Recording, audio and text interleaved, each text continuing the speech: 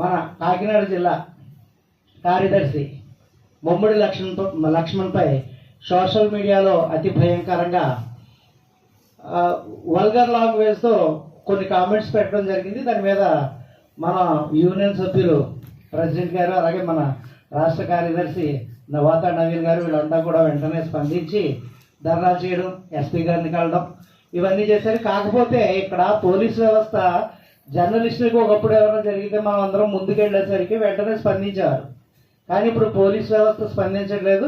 అదేవిధంగా కాకినాడ జిల్లాలో ఎస్పీ గారు అయితే 0 ఎఫ్ఐఆర్ వేసి చూస్తామండి అని చెప్పేసి సింపుల్గా చెప్పేశారు. దాని మీద మన రాష్ట్ర కమిటీ కూడా దృష్టి సారించాలి. దానిపై ఒక్కసారి ఎస్పీ గారిని కలుస్తారా లేకపోతే డీజీపీ గారిని కలుస్తారా, ఎవరిని కలుస్తారా అన్నది మన ఆంజనేయులు గారు నిర్ణయించాలి. దాని మీద కూడా కొద్దిగా సీరియస్గా యాక్షన్ ఉండాలి. ఎందుకంటే మన సంఘ సభ్యుల్ని కాపాడుకోవాలంటే ముందు సంఘంలో నాయకత్వం వహిస్తున్న వాళ్ళని కాపాడుకోవాలి.